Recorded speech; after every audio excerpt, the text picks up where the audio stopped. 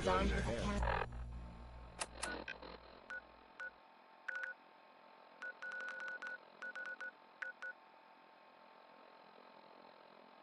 can opener. I'd say we're good.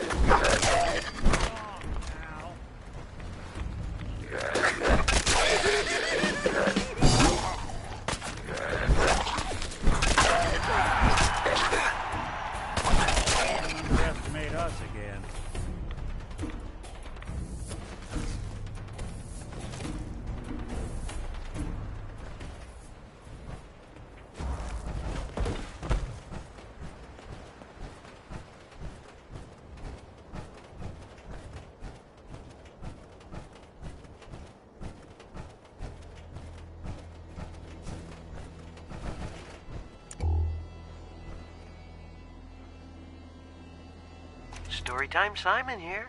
Welcome back. And here it is, part 2 of The New Squirrel. One night, a red squirrel appeared at the bottom of Ricky's oak tree and woke Ricky and his family. "Oh, please help me," said the red squirrel. "I am lost and have nowhere to go." The elders were quick to turn the red squirrel away, but Ricky scurried down the trunk of his tree and stood firm next to the red squirrel. He yelled up at the elder squirrels. Hello, my name is Storytime Simon, and I hope you like stories, because I love to tell stories. This one is called The New Squirrel. Come with me on this magical adventure. There once was a young squirrel named Ricky who lived in a big oak tree in a city park. Ricky was a brown squirrel and lived in the oak tree with all his brown squirrel friends and family.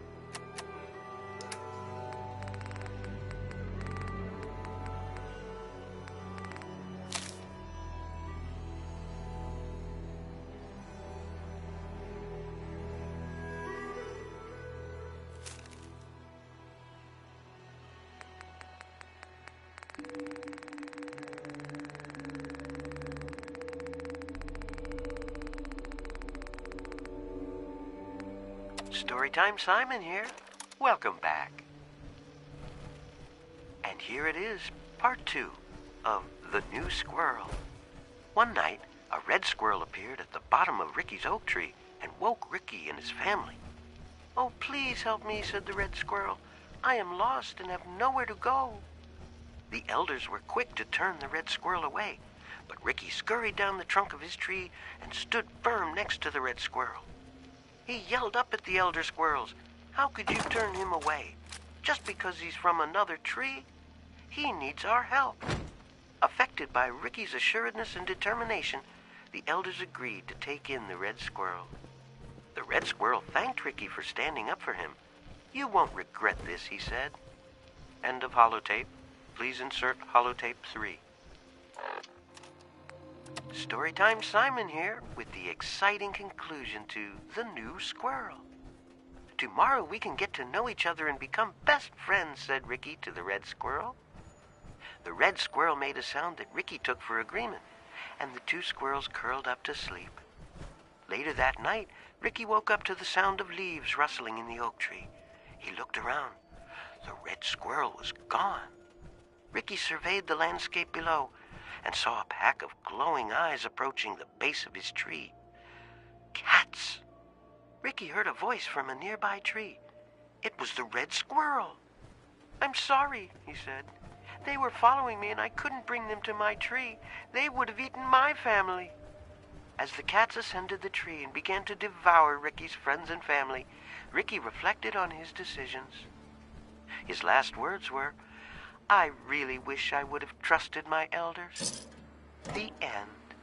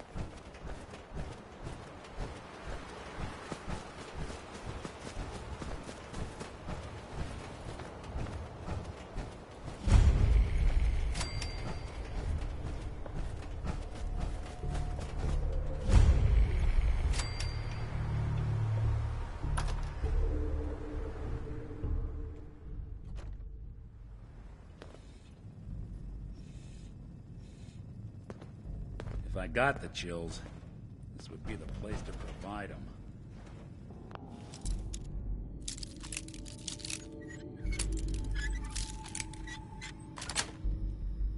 That's it. Watching a conductor at the orchestra.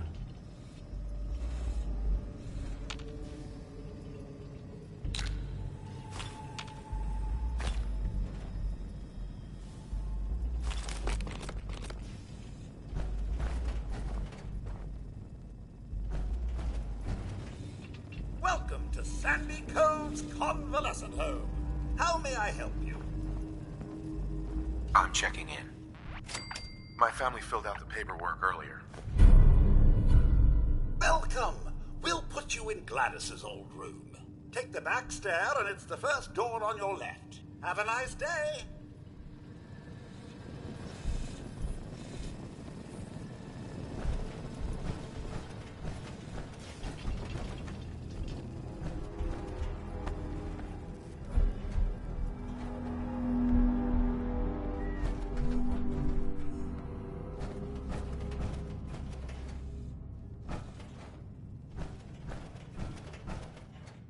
Stumble into a library? What's with the sudden silence?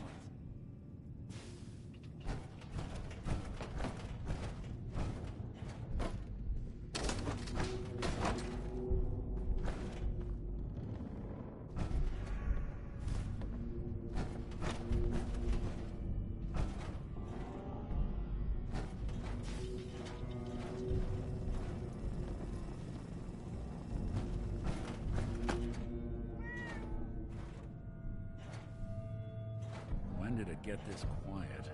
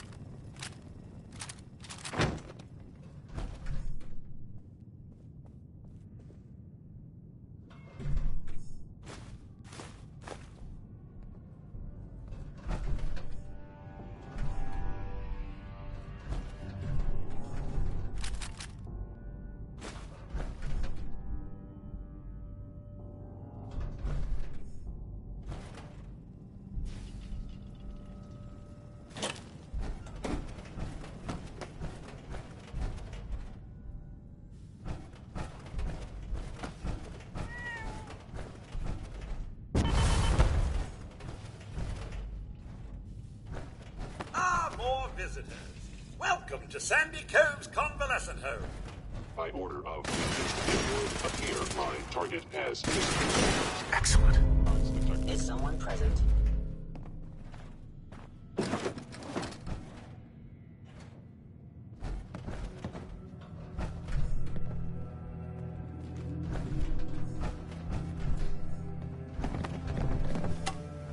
We're smarter than this.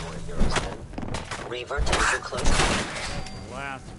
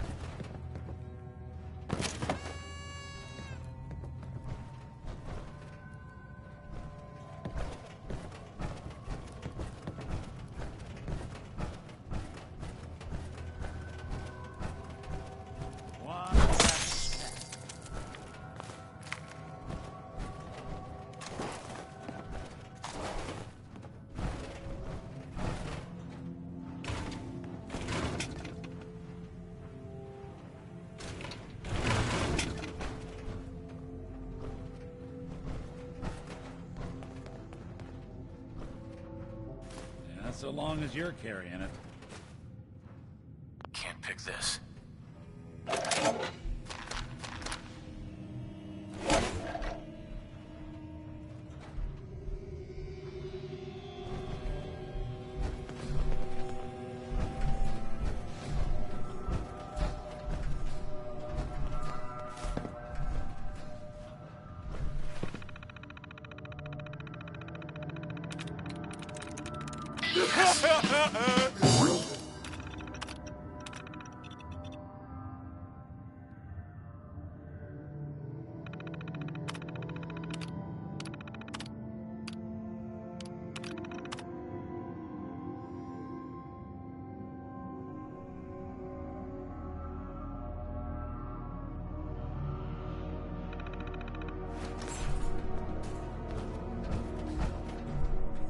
Nice.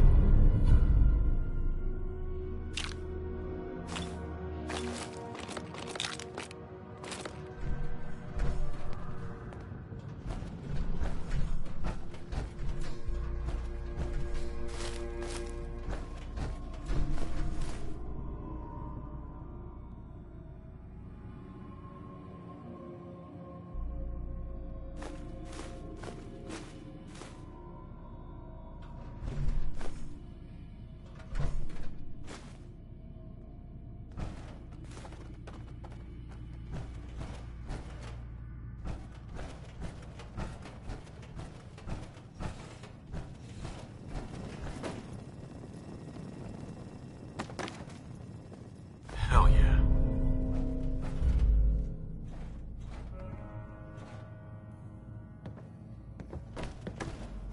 I don't hear a peep. And now I'm wondering why.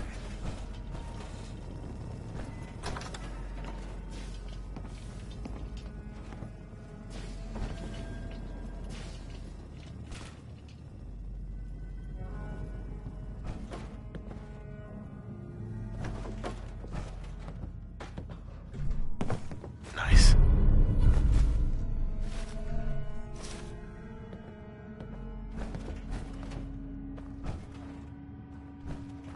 Hey. Go.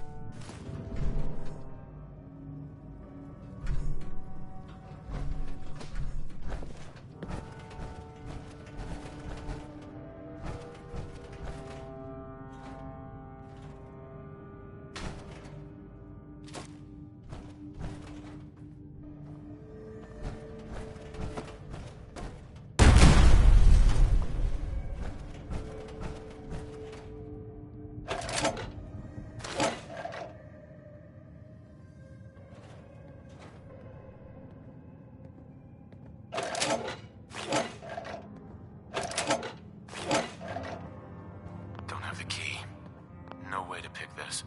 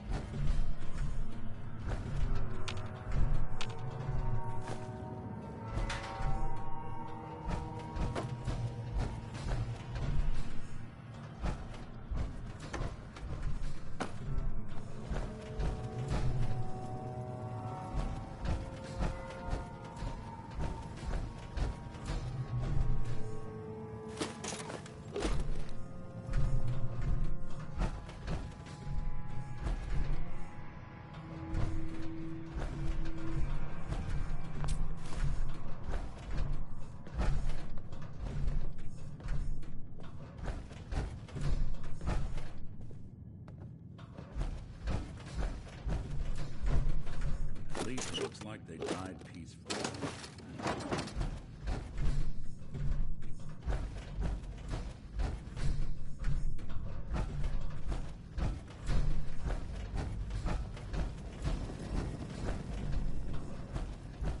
When did it get this quiet?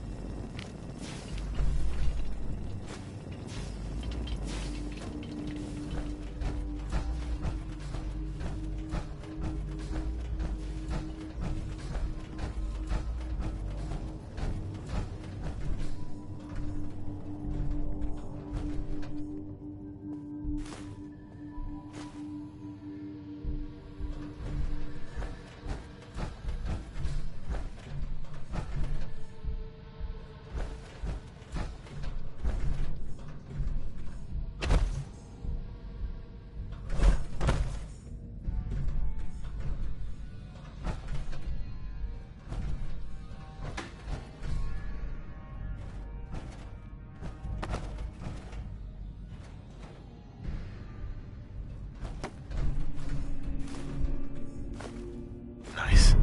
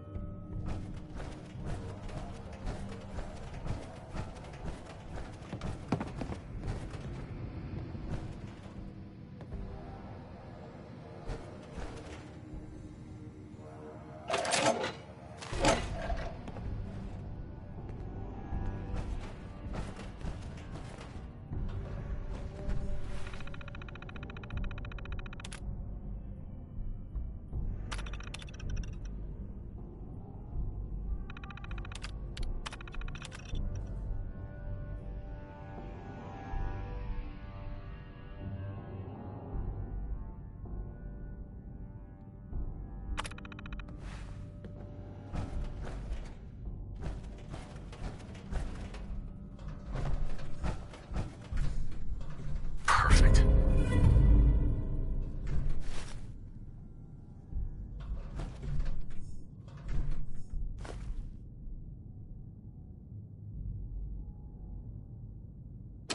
Well, ain't that a blast from the past?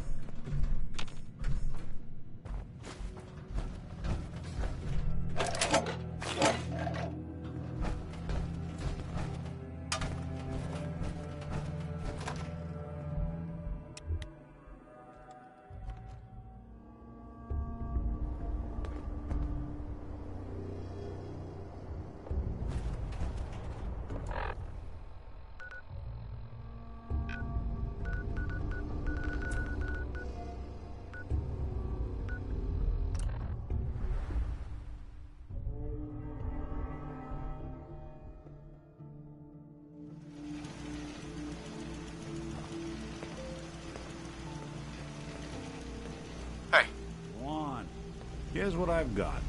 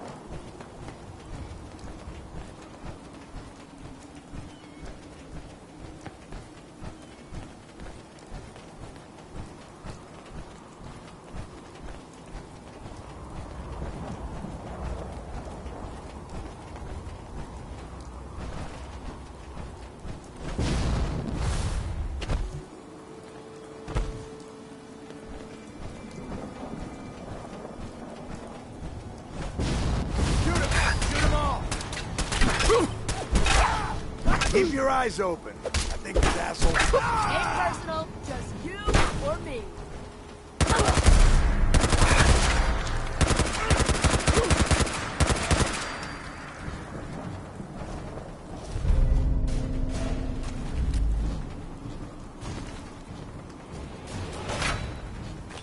I don't think we're alone.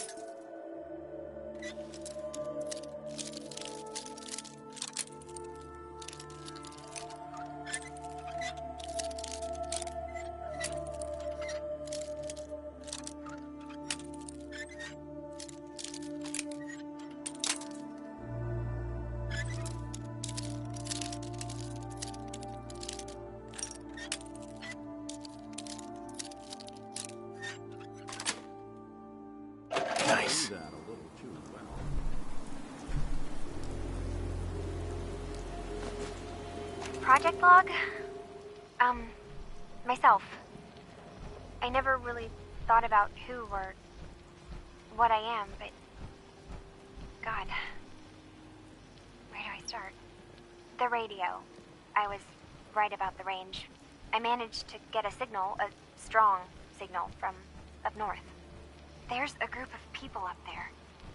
They say they're all synthetic people, made by the Institute. They're trying to build a place for their kind, where they can be themselves and be accepted for what they are alongside human beings. It sounds wonderful, but then they started asking about me, and some questions came up. Questions I don't have answers to. I mean, I've always felt off, like I'm not really supposed to be here, but then there are things in my childhood I can't remember, and I've been having strange dreams. I'm going to go. To meet these synths, I have to know the truth about myself. They've told me to sail up north to a town called Far Harbour. I can make my way to them from there.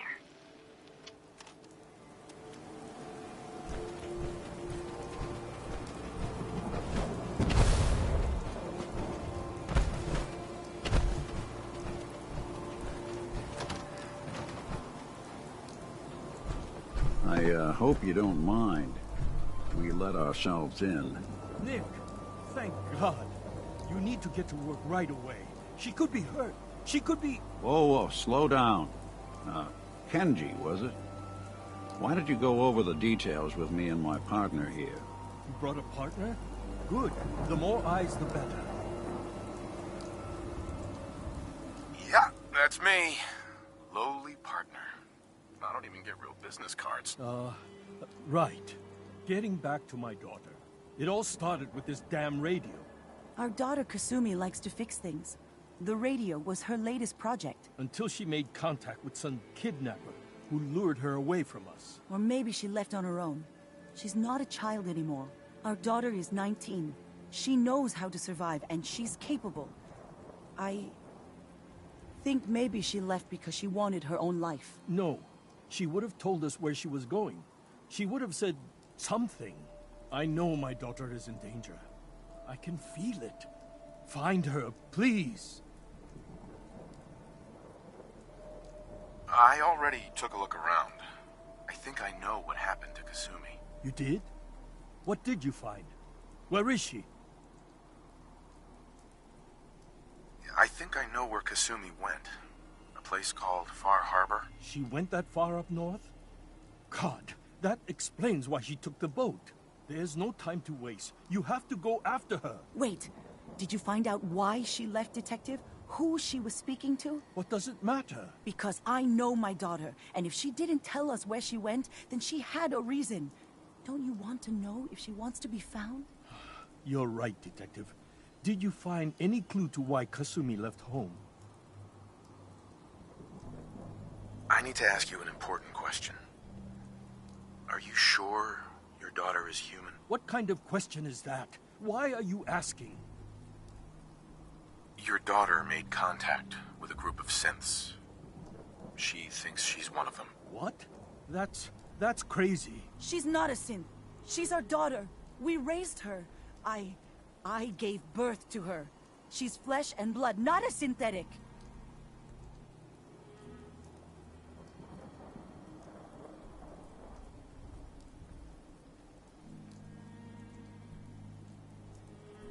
That's how synths work, Mrs. Nakano. They replace people.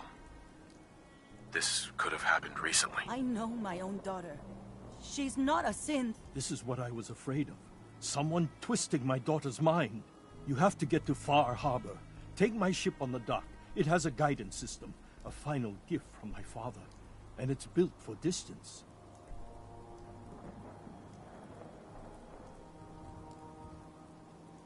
A magic boat ride? Will there be sea monsters? While I know the seas aren't exactly safe, I am confident that boat can get you there unharmed. At least I hope. I know you haven't asked for payment, and we can't offer much, but here, please take it. I insist. For expenses, if nothing else. I know my partner here can be a little glib, but we won't rest until we get to the bottom of this. You two have my word.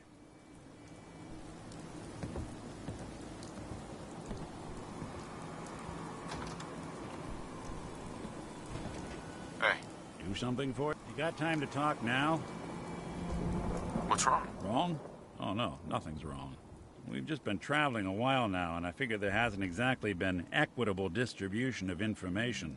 I've gotten a decent glimpse into your dirty laundry, but you still don't really know a whole heck of a lot about me. I figured I'd offer to balance the board. So, is there anything you want to know?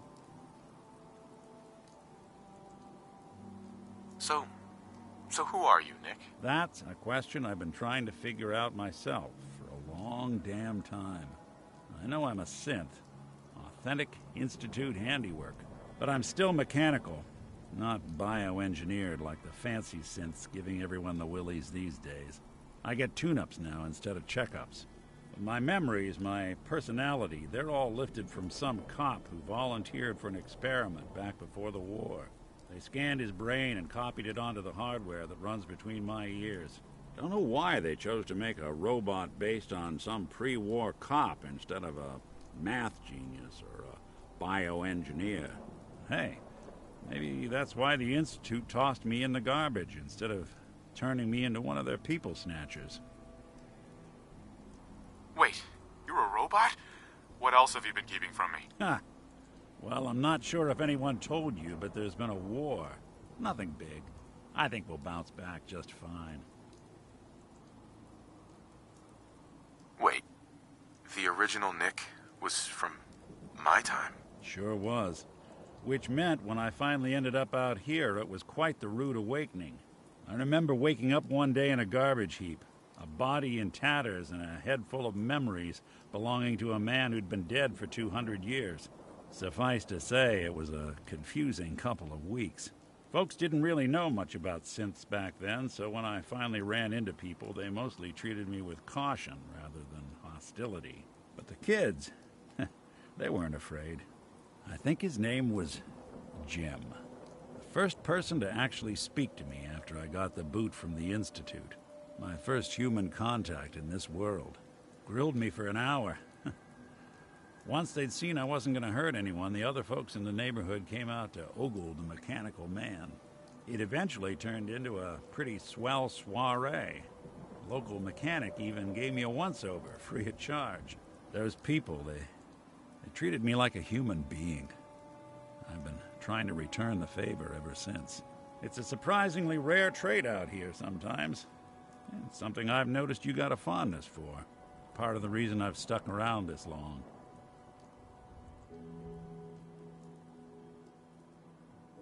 Where's that town? We should go visit. I tried to go back and say thanks once I'd gotten myself established, but the place was wiped off the map. Raiders. Don't know what happened to the people. I do what's needed. Well, you certainly seem to judge doing good pretty high on your list of necessities. Well, I expect you're about as bored as can be listening to me rattle my skeletons. We should probably head out.